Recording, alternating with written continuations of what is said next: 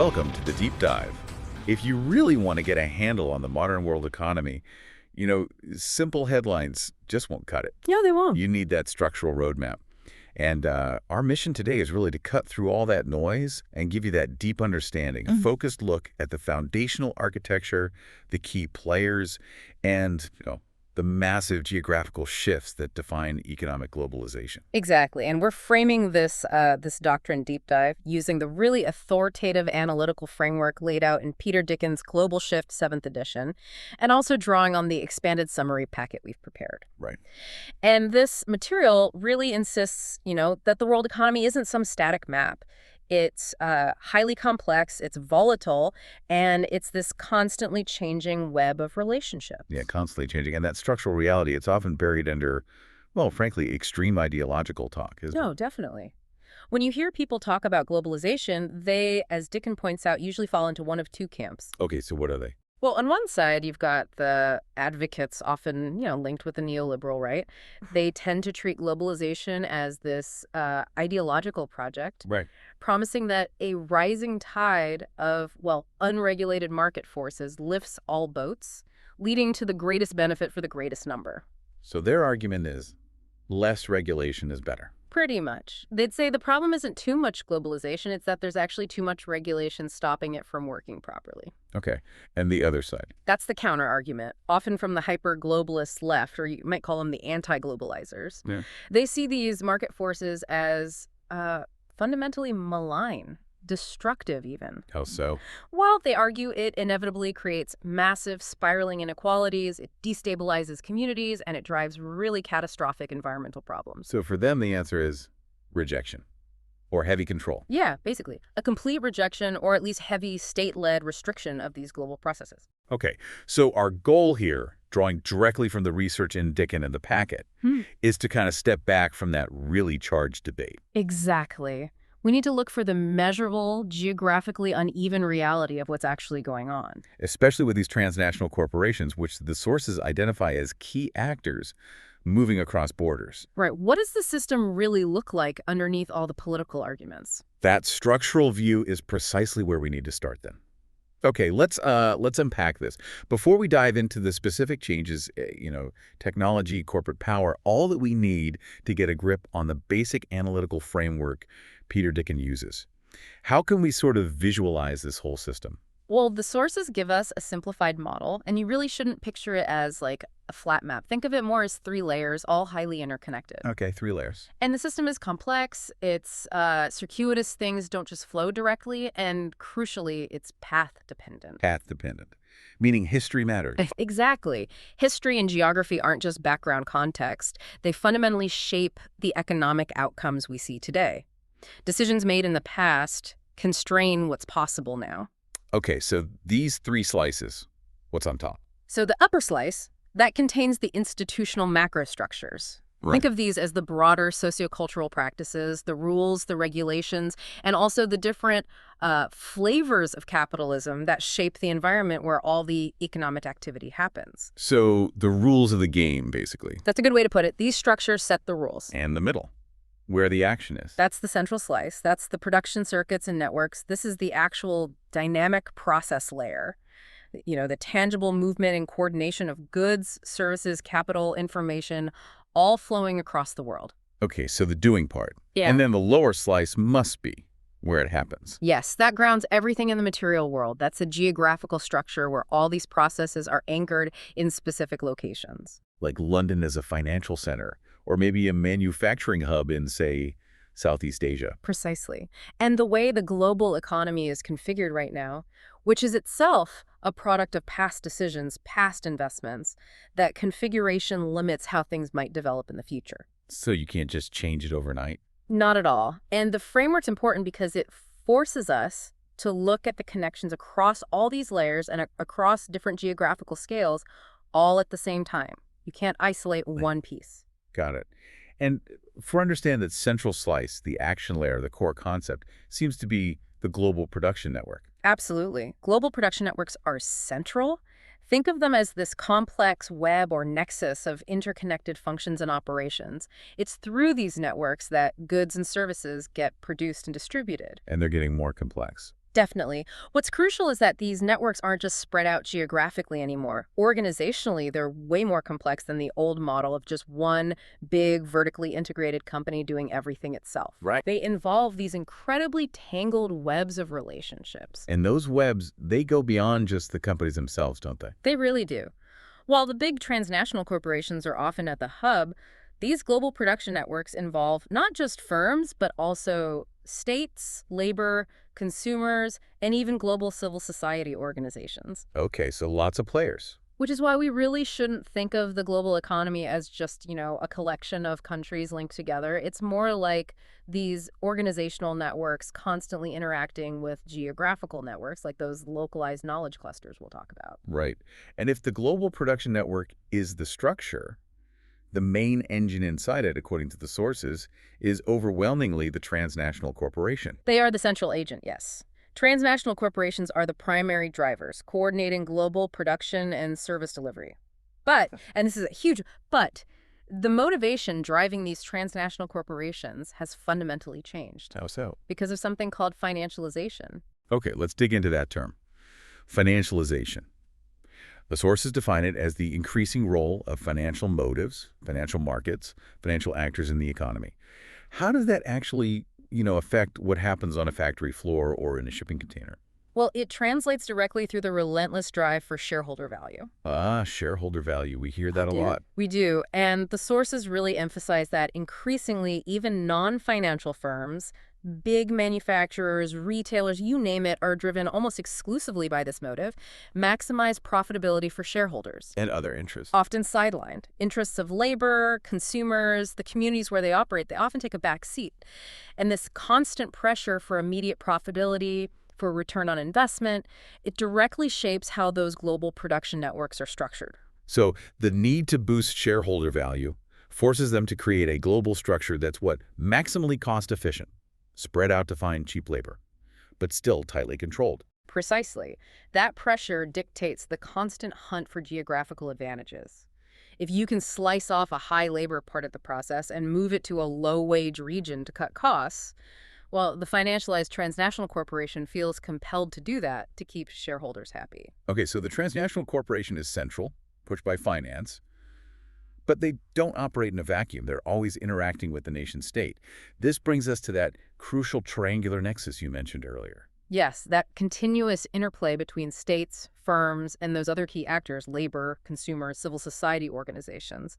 And the relationships here are inherently dynamic, often full of conflict. Like the state-firm relationship. Absolutely. It's a constant tug of war. You see collaboration states providing necessary infrastructure, education, but also conflict, constant bargaining over things like taxes, labor rules, environmental standards. And while the transnational corporations and states seem like the heavyweights, you're saying we shouldn't ignore that third group. Not at all. Consumers, through their final demand, they basically keep the whole system moving. And organizations representing labor and consumers are becoming much more active globally. How so? The sources point out this exponential growth in global civil society organizations over the last 30 years or so. They're using technology to operate across borders, putting pressure on corporations about labor rights, environmental impacts, things like that. So they might not have the budget of a huge transnational corporation. No, but they now share the same technological playing field, which allows them to coordinate and campaign internationally in ways that just weren't possible before. Okay, so the very possibility of these sprawling, fragmented global production networks, it hinges completely on a technological foundation, right? Without huge shifts in transport and communication, this kind of complex global geography, it just couldn't be organized this way. That's the absolute starting point. Dicken leans heavily on Joseph Schumpeter's idea here, that technological change, specifically innovation, both creating and spreading new ways of doing things, is the fundamental impulse that keeps the capitalist engine running. Innovation isn't just a new gadget then. No, it's much more. It's an entrepreneurial process, it's evolutionary, and it needs the right social and organizational conditions to actually take root and spread. It's not just a technical blueprint changing hands. Got it. Let's start with moving things and people around. Geographical mobility. The sources say the world has shrunk dramatically, at least in terms of time. What were the key transport developments that allowed that?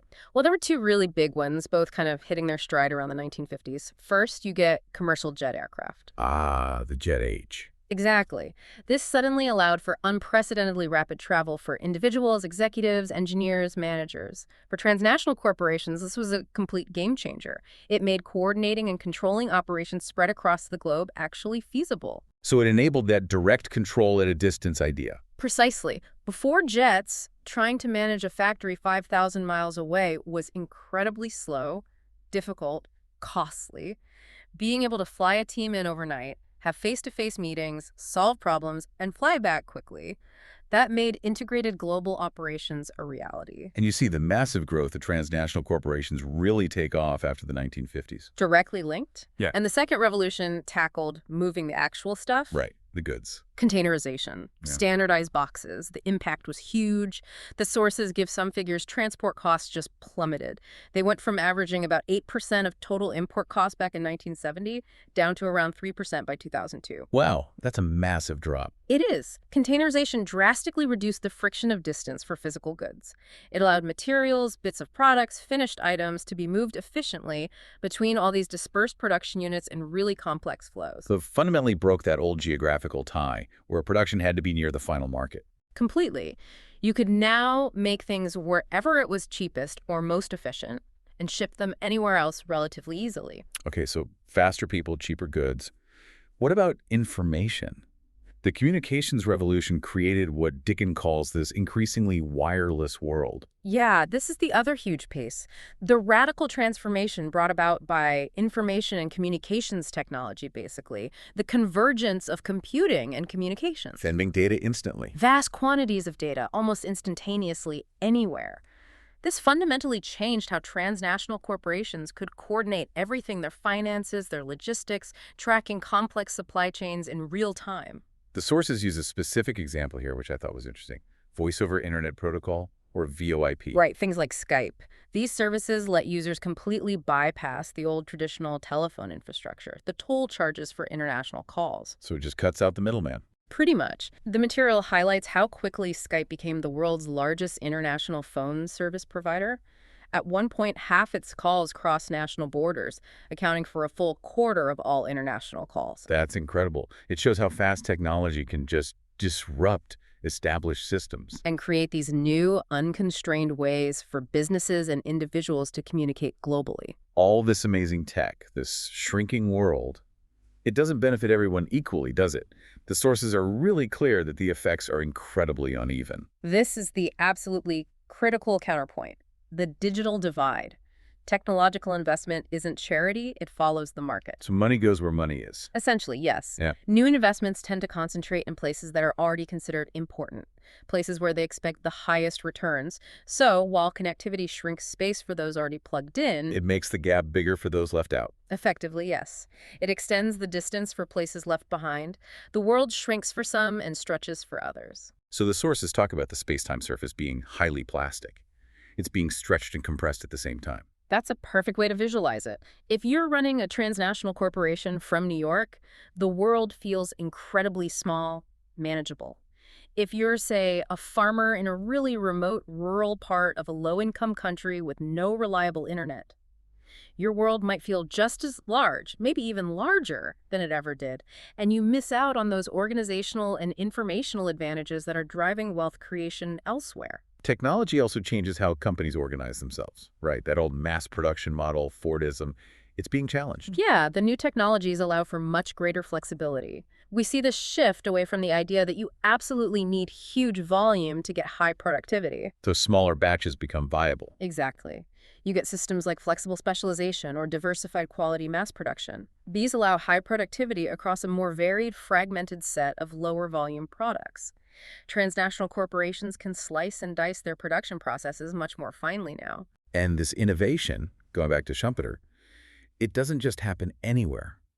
Geography still matters hugely. Oh, fundamentally, it relies heavily on these geographically concentrated, localized knowledge clusters. Like Silicon Valley being the classic example. Right. Successful innovation often needs that local buzz, the Yeah. informal face-to-face contact, the chance encounters, the stuff that helps tacit knowledge flow easily. Tacit knowledge being the stuff that's hard to write down. Exactly. The untraded interdependencies. Think about the coffee shops, the university labs, the suppliers nearby, the competitors down the road, all that interaction, sometimes almost incestuous, as the source puts it, sparks new ideas. But if a cluster just talks to itself, it risks becoming stale, Hmm. insular. Precisely. That's why the sources stress the absolute need for pipeline. Pipeline. Critical channels of communication that connect the people inside the cluster with experts, markets, knowledge bases outside the cluster in other places around the world. So you need both the local buzz and the global connections. Yes. A cluster's long-term success depends not just on its internal density, but on how well connected its firms are globally through these pipelines. Understanding this need for both buzz and pipelines helps explain why just trying to copy Silicon Valley often fails. Absolutely. The anecdote in the material about all the places trying to brand themselves, the new Silicon Valley, Silicon Fen in the UK, Silicon Glen in Scotland, and so on, is very telling. Governments want a quick fix. They often chase the shiny output, the tech firms, without understanding the deep, cumulative, path-dependent historical processes that are required to actually grow a successful knowledge cluster.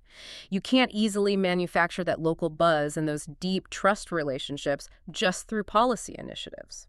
Okay, so we've got the structure, the global production networks, and the tech that makes them possible. Now we have to tackle that really dynamic tension, the constant push and pull between the transnational corporation and the nation state. Right, because despite all the talk about globalization making states irrelevant, The sources are absolutely clear. The state is not dead. The state matters intensely. so to grasp that tension, let's first look at why a transnational corporation decides to go transnational in the first place. Why make the move? The sources categorize it into two main types: market seeking and asset seeking. Right. Market seeking is pretty straightforward. You locate inside a specific geographical market primarily to serve that market better. Maybe tailor products to local tastes, or, very importantly, get inside political barriers like tariffs or import quotas. Okay, serve the local market. And asset seeking. That sounds more like exploiting differences. That's exactly it. This is where the transnational corporation actively leverages that geographical unevenness we talked about earlier. Finding resources. Locating where necessary resources are unevenly distributed. Historically, that might have meant natural resources like oil or minerals. But today, overwhelmingly, it means seeking specific labor characteristics. Cheap labor. Sometimes, yes. The sources highlight the truly staggering differences in wage costs around the world. But, and this is important, transnational corporations aren't just blindly chasing the absolute lowest wage figure. Okay, what else matters then? More than just the hourly rate. Labor productivity, that's crucial. What's the output per worker for a given wage? So efficiency matters too. Immensely. A transnational corporation might actually choose a country with slightly higher wages if that labor force is significantly more productive, maybe better educated, has better infrastructure supporting it, or is simply more reliable. So it's a calculation. It's always a calculation. And the overall strategy is often to set up similar specialized plants in different locations or to outsource different bits to independent firms. This creates a really flexible system where they can allocate production, always looking for that sweet spot, that optimal balance between being close to markets or resources and getting the best cost advantage. Okay, that's the transnational corporation's logic. Now, switching to the state side. The sources define states as really critical actors. They're both the regulator and the constitutor, the entity that actually shapes the economy and society. And you mentioned earlier, they were actually key enablers of globalization historically. Absolutely. People often forget this. States played a fundamental role in economic development long before globalization became a buzzword. And they were the ones who gradually reduced the political barriers, tariffs, quotas, capital controls that allowed the flows of goods, money, and services to speed up so dramatically in the first place. But they don't all manage capitalism the same way. The sources identify 4 different variations, showing that governance really varies across the globe. Hugely varied. First, you have the classic model often associated with the US and UK, neoliberal market capitalism. Right, the market rules. Pretty much. Market mechanisms regulate most aspects of the economy. There's a strong emphasis on individualism, typically lower levels of social spending, And that explicit corporate focus we mentioned on maximizing shareholder value, often with a very short-term perspective. Okay. Then there's the model credited with a lot of post-war Asian success, developmental market capitalism. Yeah, think Japan, South Korea, Taiwan, historically. Here, the state plays a much more central guiding role. How so? The government actively identifies specific industries it wants to grow infant industries and then protects and nurtures them using strong policy tools. They build up domestic competitiveness before fully exposing those industries to global competition. It's a very hands-on, strategic, long-term approach. Different feel entirely. Then the European approach is often termed social market capitalism. Right. Places like Germany, Sweden. This version is defined by a much higher degree of social accountability for businesses. Typically, you see more robust social safety nets, higher social spending funded by taxes, and governance structures that try to build consensus among major interest groups, including powerful labor unions. It's less purely market-driven, more focused on balancing interests. And the fourth type, which is increasingly significant globally. That's authoritarian market capitalism. China is the prime example. Here, the state maintains tight central political control, often through huge state-owned enterprises, even while embracing market mechanisms globally and attracting massive amounts of foreign investment. Wow. So 4 very different ways states engage with the economy. It really underscores that states aren't just passive bystanders. Not at all. They remain fundamentally powerful actors, actively shaping the rules of the economic game within their own borders, even in a globalized world. And in this global context, many governments have sort of shifted their role, becoming what the sources call the competition state. Yeah, this is a key concept. It describes a state that's actively engaged in this fierce, competitive race to attract and retain mobile capital, basically, fighting other states for a bigger slice of the global economic pie. And they get judged on this. Constantly, by external scorecards like the annual World Competitiveness Yearbook. And this competition often involves really intensive competitive bidding between states. We see that with huge investment incentives, right? The sources mention that absolutely massive figure, $577 million, that Tennessee offered Volkswagen to get its plant in Chattanooga. Exactly. That kind of expenditure really reflects the shifting dynamics of bargaining power. That relationship between the transnational corporation and the state, it's an ongoing negotiation, and the relative power can swing back and forth. How do transnational corporations gain leverage? By using their ability to segment their operations, to fine-slice their value chains into lots of discrete activities, this allows them to play one potential host state off against another, demanding concessions, tax breaks, weaker regulations. The material gives a really powerful historical example of this. Ford wanting to set up in Spain back in the early 1970s. Can you walk us through that negotiation? Sure. Spain at the time under Franco was quite protectionist. They had high tariffs, and they demanded that any car built domestically had to have 95% local content parts made in Spain. Plus, foreign companies couldn't own more than 50% of any Spanish operation. Pretty restrictive. Very.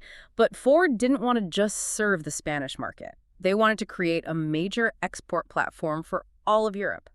And for that, they needed minimal local content requirements and, crucially, 100% ownership and control. So completely opposite goals. What happened? Was there a compromise?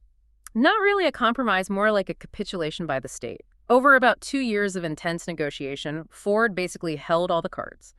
They leveraged the threat of putting the plant somewhere else in Europe. Other governments were falling over themselves, offering incentives. And Spain blinked. Spain, desperate for the investment and jobs, eventually changed its own national regulations specifically for Ford. They essentially met all of Ford's key demands, slashing the local content requirement and allowing full ownership. It's a classic case study of the asymmetric power a highly mobile transnational corporation can wield when facing a single state hungry for investment. And that bargaining power extends right into probably the most contentious area today. Corporate taxes, especially this issue of transfer pricing. Transfer pricing, yes. Fundamentally, this is about transnational corporations manipulating where their profits officially show up so they can pay less tax. How to do that?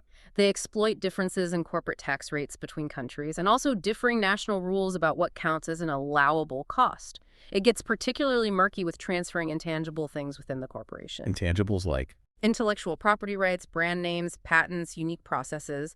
They can assign artificially high prices for the use of these intangibles when moving them from a subsidiary in a low-tax country to one in a high-tax country. This effectively shifts profits out of the high-tax jurisdiction and parks them in the low-tax one, or even a no-tax haven. The source material details a very famous or infamous example, the Apple case involving Ireland.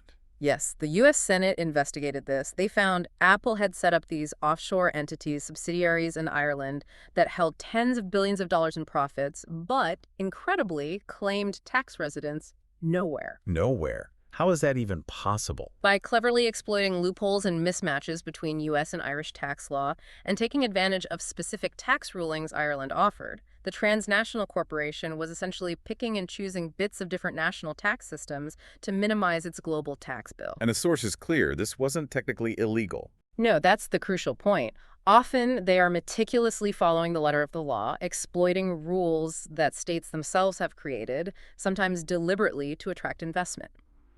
But the effect is that it fundamentally deprives states, particularly high-tax states, where the actual economic activity might be happening, of massive amounts of legitimate revenue. Which puts huge pressure on public budgets. Exactly. And it creates a deeply unfair competitive landscape for purely domestic firms that can't play these complex international tax games. So there's huge pressure for international reform to close these loopholes. There is, but the paradox, as the source points out, is that even while some countries call for global tax coordination, they simultaneously keep lowering their own corporate tax rates or introducing new special tax breaks to try and attract transnational corporation headquarters or specific functions. So the competitive race to the bottom continues. Okay, so that really highlights the tension. Transnational corporations under pressure from finance, constantly negotiating, sometimes battling, with states over taxes and rules. How does all that pressure then translate into the actual internal geography of the transnational corporation itself? Where do they decide to put their different functions around the world? Well, we have to remember that any business is really a kind of package of functions. Research and development, marketing, production, logistics, finance, and so on. And the key insight from the sources is that these different functions tend to have quite distinct spatial patterns. Some get spread out globally, others remain highly concentrated. Okay, let's take research and development R&D. You might think they'd spread that out to tap into global talent pools, right? You might think so, but the evidence in the sources suggests there's still an overwhelming tendency for a strong home country bias, especially for the really high-level, cutting-edge research and development. Why is that, if the talent is global? Because that high-level innovation, the really novel stuff, relies so heavily on those geographically concentrated, localized knowledge clusters we talked about earlier. The local buzz. Exactly. The untraded interdependencies, the tacit knowledge sharing. It's complex, it's messy, and it seems to benefit enormously from face-to-face interaction and being embedded in that specific innovative environment. Managing that complexity seems easier when it's concentrated. So the really breakthrough R&D tends to stay close to home base. But is there some dispersal happening, maybe in the D part, the development? Yes, definitely. We are seeing Asia, in particular, playing a much bigger role in product development and adaptation. Leveraging local engineers. Huge supplies of scientists and engineers, especially in places like China and India. And the incentive here is pretty clear and pretty starkly financial. The cost. The pay for newly qualified researchers in these regions can be as low as maybe 1/4 of the levels in the United States or Western Europe. That massive cost difference makes it worthwhile to manage the extra coordination effort needed for these dispersed development activities. Okay, so R&D is complex. Yeah. What about the actual production units making this stuff? The sources lay out a few sort of idealized geographical setups transnational corporations use. What are the main types? Okay, the material identifies 4 main geographical orientations. First, there's host market production. That sounds like the market-seeking reason we discussed. It is. The production unit is located within a specific national or regional market, mainly to be close and sensitive to local customer needs, or maybe just to get behind tariff walls. Produce locally to sell locally. Makes sense. Second type. Rationalized product specialization.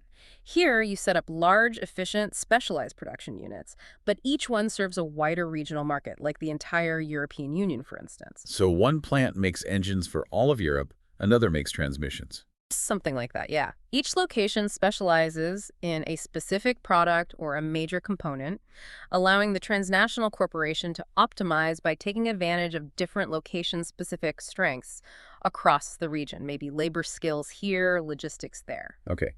Third type sounds more complex. transnational process specialization. This is where it gets really fragmented. This is a vertically integrated system, but different stages of the production process for a single product or different components are deliberately located in different parts of the world. Wow, so truly global assembly lines. Exactly. This is the ultimate geographical fragmentation. It breaks the link between production and the final market almost completely. The sole driving force is optimizing for cost and productivity at each distinct stage of the process, wherever in the world that might be found. And the fourth type. Sounds simpler. It is. That's where production is basically concentrated in a single geographical location, or maybe just a couple, and then exported worldwide from there. Think of specialized high-tech goods sometimes. Okay, so regardless of which of these four configurations a transnational corporation uses, they're never operating alone, right? They're always embedded in these external networks using outsourcing. Absolutely critical point. The line between what's inside the firm and what's outside has become incredibly blurry, almost meaningless sometimes. Outsourcing is fundamental to how modern global production networks operate. We can classify industrial outsourcing into roughly three types based on the motivation. Okay, what are they? First, you have specialty outsourcing. Meaning the supplier does something unique. Exactly. The supplier has highly specific skills, technology, or equipment that the lead transnational corporation chooses not to develop internally, maybe because it's too niche or too costly, so they buy it in. Makes sense. Second. Cost-saving outsourcing. This is driven explicitly by those global differences in production costs we keep mentioning, especially labor costs. It's purely about optimizing the network for maximum cost efficiency by farming out work to cheaper locations. Right. And the third type. Complementary or intermittent outsourcing. This is using external suppliers more like a flexible buffer How so? to handle temporary surges in demand, or maybe for non-core activities. It gives the lead firm flexibility without having to make huge investments in internal capacity that might sit idle most of the time. But this heavily outsourced system, especially when it stretches across huge distances and multiple tiers of suppliers, it must introduce significant risks and logistical headaches, right? Things that maybe don't show up immediately on the balance sheet. Oh, absolutely. That's the inherent systemic risk in these multi-tiered supplier systems. The sources bring up that really telling and worrying anecdote from 2007 involving Walmart, Mattel, and toys contaminated with lead paint. Yeah, I remember that. It really exposed the dangers lurking in these long supply chains. It did. It showed how severe pressure can cascade down through the layers. You have the giant retailer Walmart putting immense pressure on its lead supplier, the toy company Mattel, for lower prices. Right. Mattel, in turn, squeezes its main suppliers. They then squeeze the next tier down, the local subcontractors, maybe somewhere far away in rural China. And at the bottom. At the very bottom, the pressure is intense. The local subcontractor, maybe a small family-run business, faced with impossible cost demands, potentially chooses to use lead paint simply because it's cheaper and allows them to meet the price point demanded from layers above. It starkly illustrates how hard it is to maintain control, quality, and safety standards when supply chains get so geographically stretched and organizationally complex. That control aspect, or lack of it, relates to how these networks are governed. The sources outline four main types of production network governance based on the power dynamics between the lead firm and its suppliers. Right. First, you have the straightforward hierarchical network. This is basically just the internal organization of the lead firm, dominated by its direct authority and ownership. Traditional vertical integration. Okay, then the captive network. Here, the suppliers are technically independent, but they are highly dependent on the lead firm for their business, maybe even for survival. There are often high switching costs or specific investments involved, making them effectively captive to the lead firm's purchasing power and decisions. I see. Third, relational network. This type is governed less by formal contracts or direct control, and more by social relationships, trust, reputation, maybe shared cultural or ethnic ties. Like the examples often cited of overseas Chinese business networks. Exactly. Or tight-knit industrial districts where everyone knows each other. Trust lubricates the transactions. Interesting. And the final type, modular network. This is becoming increasingly important, especially with sophisticated products. It relies on the production process having clear natural breakpoints, where complex tacit knowledge can be effectively translated into codified, easily transferable information or specifications. So you can just plug and play different modules. In a way, yes. The lead firms concentrate on the high-level stuff, overall design, system architecture, branding, marketing. Then they outsource the production of distinct modules or subsystems to highly capable turnkey suppliers. These suppliers take full responsibility for delivering that entire chunk of functionality. Think about how car manufacturers rely on major systems suppliers, or how electronics firms use contract manufacturers. And information technology often plays a big role here. Huge. Standardized interfaces, digital communication, shared platforms, they enable this modular approach. Looking at the Nike production network, as detailed in the sources, seems like a classic case study bringing many of these elements together. It really is. The Nike network is famously multi-tiered. It combines very specialized development partners they work closely with, huge volume producers often in lower cost locations, and then further layers of locally subcontracted material suppliers. And Nike itself does. Nike, the lead firm, focuses intensely on the high-value functions. The branding, the design, the marketing, managing the overall network. They outsource almost all the actual manufacturing to this incredibly complex, geographically dispersed, segmented organization of independent suppliers, governed through a mix of captive and modular relationships. It's the archetypal network firm. Okay, so if we pull back from the operational details and connect this to the bigger picture, we get back to that fundamental question. These incredibly complex, often very efficient, global production networks, they generate enormous amounts of wealth. But who actually captures that value? What are the distributional consequences on the ground? Right. Because local economies or firms within them, they obviously want to move up the ladder, right? They Yeah. tend to upgrade their position within a global production network, get beyond just doing the simple low-wage assembly work. The sources identify 4 specific ways they might try to upgrade. Yes, 4 types of upgrading. There's process upgrading, which is basically becoming more efficient at what you already do, often by adopting better technology or management techniques. Okay, doing the same thing better. Then there's product upgrading, moving into making more sophisticated, higher value products within the same general industry. Think moving from basic garments to high fashion apparel. Right, higher margins. Third is functional upgrading. This is taking on new, higher value functions within the network. So instead of just manufacturing, maybe moving into design or branding or logistics management for the lead firm. Getting more control. And the fourth, the most ambitious, is intersectoral upgrading. Using the capabilities gained in one network to actually shift into an entirely new, potentially higher value industry or value chain altogether. So moving up seems like the goal. But the reality, according to the sources, is that actually achieving this kind of meaningful upgrading faces some really serious obstacles, often put there, deliberately or not, by the lead transnational corporations themselves. That's often the case, yes. The lead firms have a strong incentive to maintain control and capture the highest value parts of the chain themselves. One major barrier they often create is limiting knowledge transfer. How so? They share some knowledge, surely. They tend to transfer the know-how, the blueprints, the operational instructions, the results of innovation needed to make the product to their specifications. But they are usually very reluctant to transfer the know-why. The know why. The deeper understanding, the core innovative capabilities, the research and development capacity, the ability to design the next generation of products or processes independently. They prefer to keep those core technology creating activities concentrated back home or in other advanced economies. So it keeps the firms in the host countries dependent. Exactly. It leaves local firms in developing countries often perpetually reliant on the lead transnational corporation for the next technological upgrade, the next design input. It makes it very hard for them to climb the value chain autonomously. Okay, let's turn to the direct impact on labor, on jobs and wages. Just having a big transnational corporation set up shop changes the local labor market dynamics, doesn't it? It does. And the general finding, according to the sources, is that affiliates of transnational corporations tend to pay wages that are at or above the prevailing local rate in the host economy. So better than local firms. Often, yes. Particularly in low-income countries, the differential can be quite significant.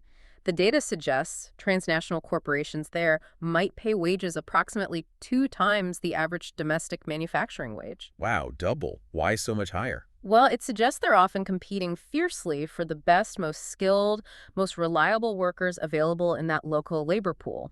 They want to attract and retain the top talent. But that has a downside for the local economy too, right? It could cream off all the best workers, making it even harder for purely local domestic firms to find skilled labor and compete effectively. That's a very real potential negative consequence, yes. And even though the wage might be higher relative to local standards, the charge of exploitation often still holds weight. Because you still have to consider the massive difference in living standards and purchasing power compared to the transnational corporation's home country.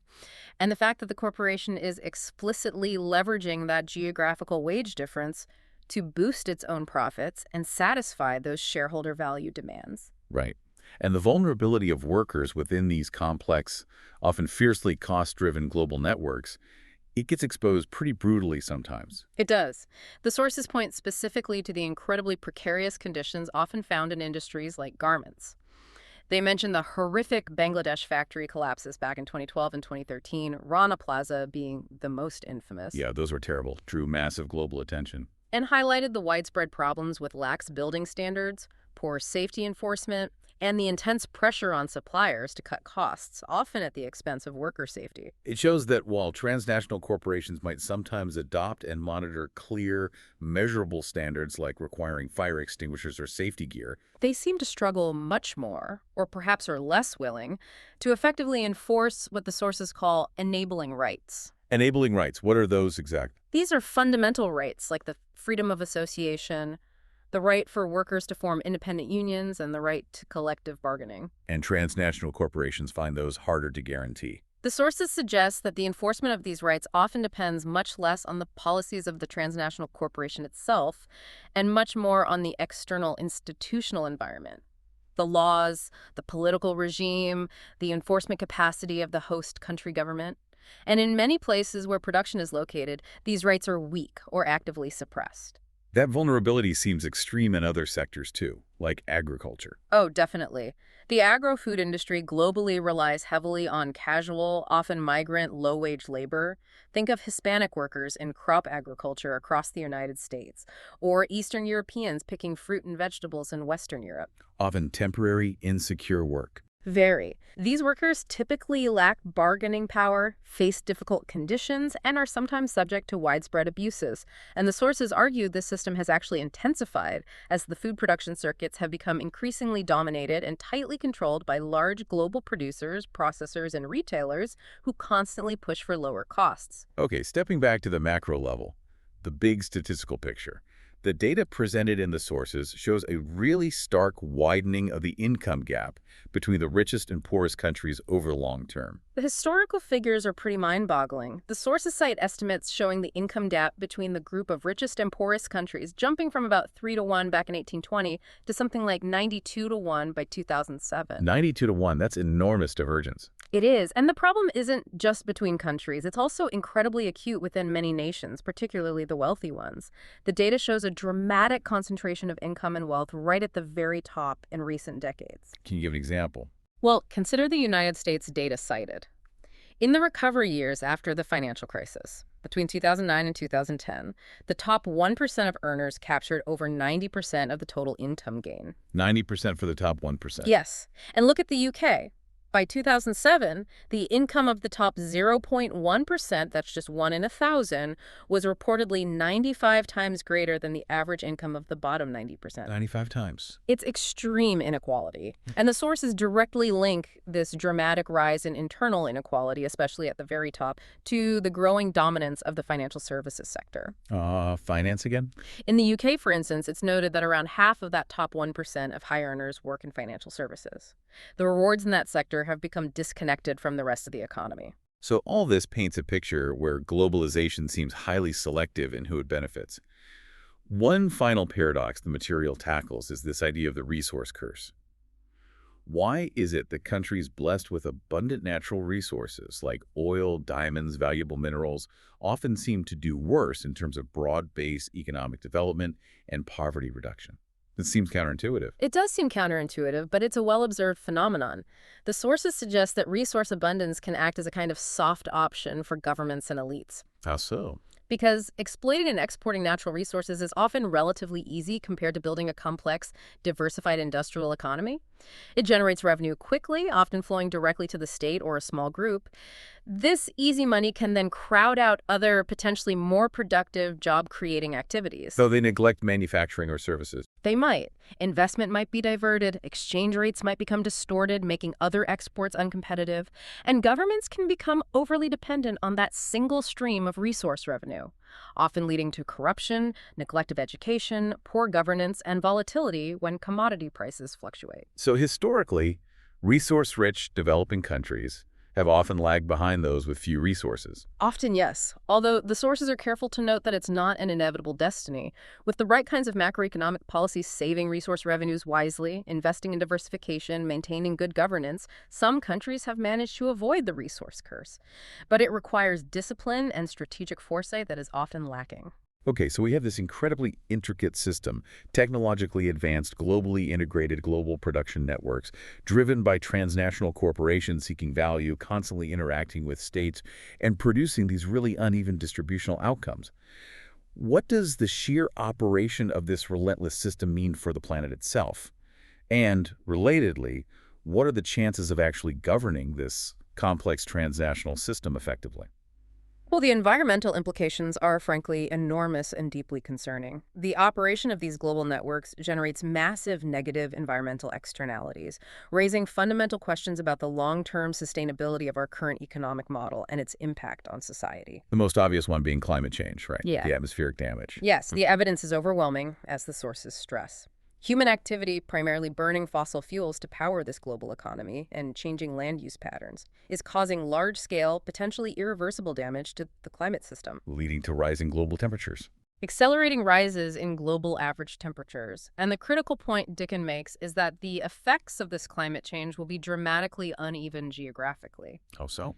Intensified droughts in some regions, potentially catastrophic flooding from sea level rise or extreme weather in others. It threatens to fundamentally reshape the physical conditions on which the global economic map currently rests. Access to water, agricultural productivity, coastal infrastructure, all are at risk, but differentially across the globe.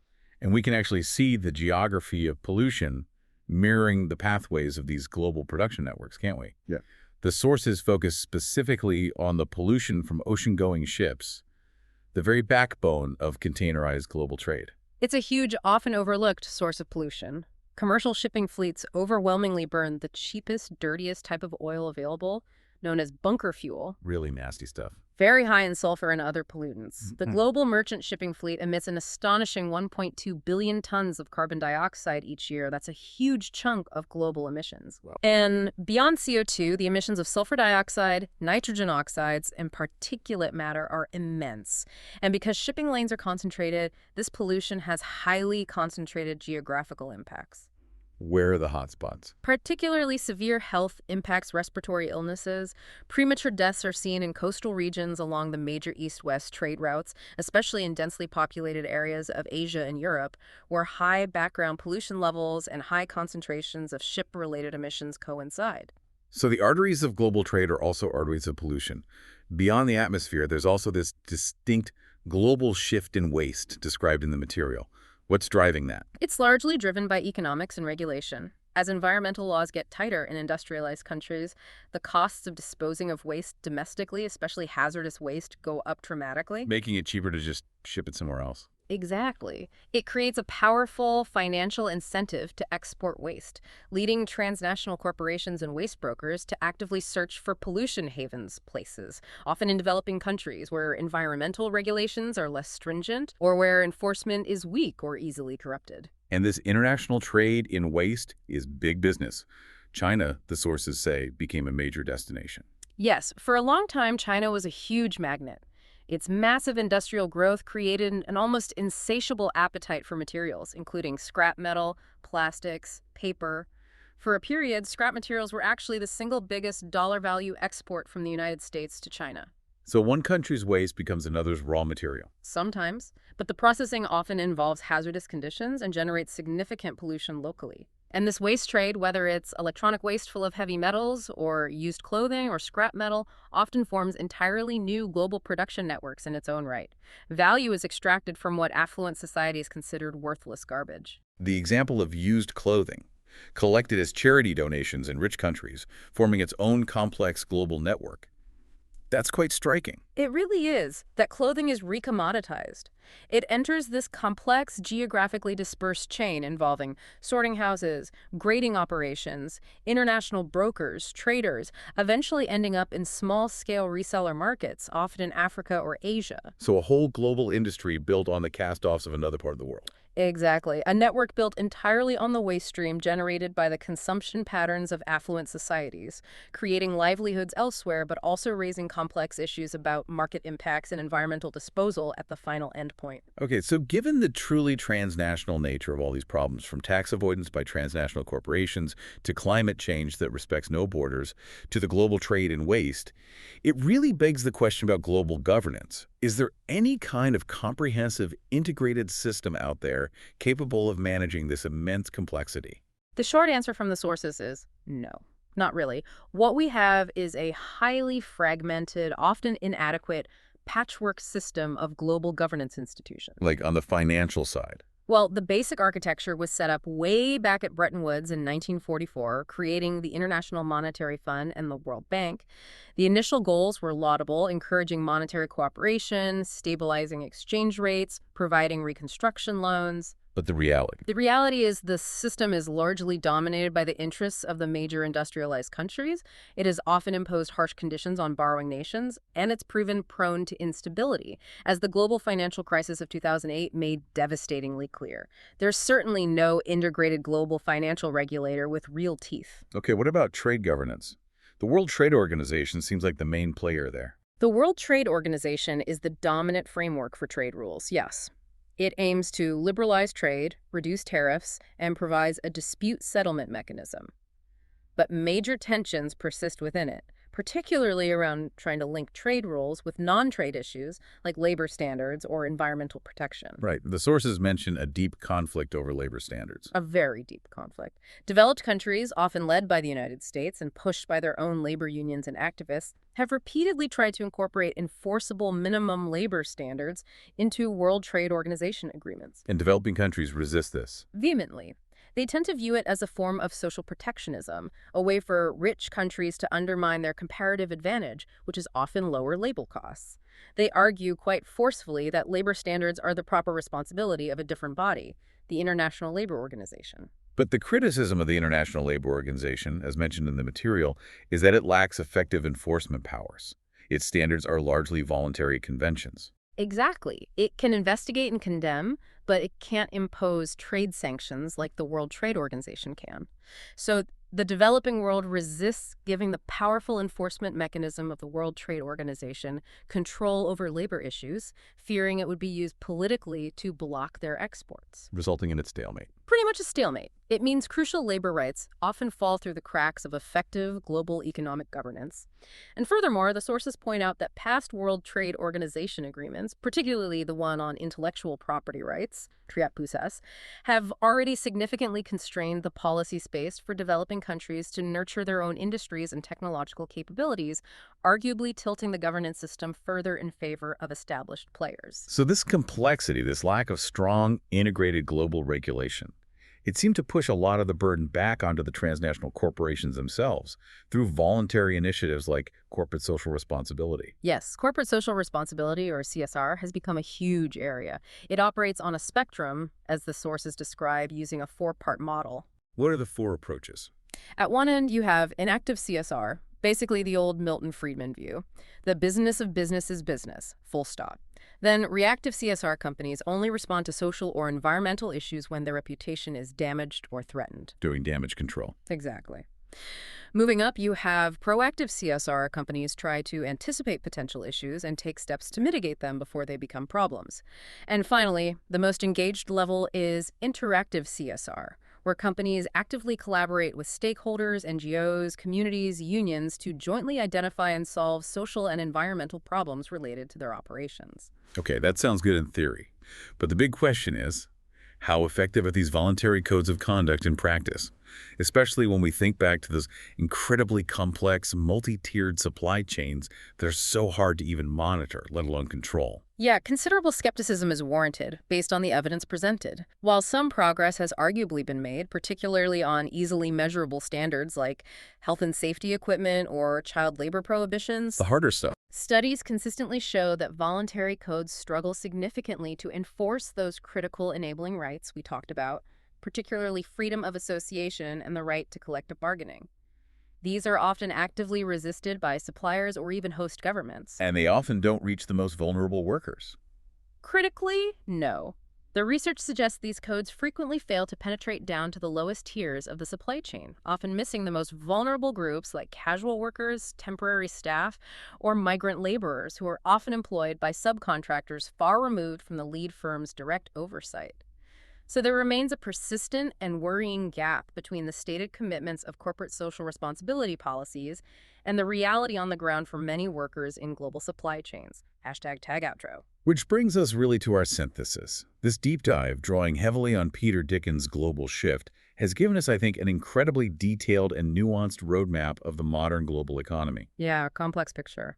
Driven by that relentless pursuit of shareholder value within transnational corporations, operating through these hyper-efficient, yet geographically sprawling and organizationally intricate global production networks. And we've seen how these transnational corporations are locked in this continuous, often quite adversarial dance with the nation state, which is paradoxically both a necessary collaborator for them, providing rules and infrastructure, and also a competitor fighting over taxes and regulations. And while this whole system undeniably generates immense wealth and technological progress, The benefits are just staggeringly unevenly distributed, both between countries and increasingly within countries, often worsening existing inequalities, and all the while placing what looks like unsustainable pressure on the global environment. I think the fundamental takeaway, which the sources really hammer home, is that globalization isn't some kind of inevitable, unstoppable force of nature like gravity or the weather. No, absolutely not. It's a social process. It's built on deliberate policy choices, on rules, on institutions that governments and corporations have created over time. And the main losers in today's profoundly unequal world, as Dicken argues, are often not necessarily those most integrated, but rather those who've been actively left out of the system. Or, perhaps more accurately, those whose economies lack the necessary complementary domestic policies and strong institutions needed to actually benefit from opening up to global flows. Right. Just throwing open the doors of a fragile economy can be disastrous if the global playing field remains tilted, perhaps by protectionist policies or tariff escalation on processed goods that are still used by affluent countries. Exactly. The potential benefits of openness really only seem to accrue when national governance is strong, strategic, and focused on building domestic capabilities alongside integration. Which leaves us, as always, with a final provocative thought for you, the listener, to maybe mull over. Given the deep, often seemingly irreversible political commitment we see towards economic integration, especially within powerful regional blocs like the European Union. And given the enduring, maybe even increasing power of transnational corporations to leverage geographical differences for maximum financial advantage. How much real sovereignty, how much policy space can nation-states realistically afford to sacrifice to these global or regional forces before their fundamental ability to manage critical domestic crises like soaring inequality or environmental degradation within their own borders is fatally compromised? Yeah, it really raises that crucial underlying question. If the systems of global economic governance, such as they are, remain fundamentally subordinate to the perceived needs and demands of globally integrated capital, what kind of truly better world, environmentally sustainable and socially equitable, can realistically be built upon that foundation? It's a complex reality indeed. Definitely not one with easy answers based on simple ideology. No, it demands incredibly nuanced, sophisticated, and often difficult policy choices. Food for thought. Thank you for joining us on this deep dive into the intricate structure of the global shift.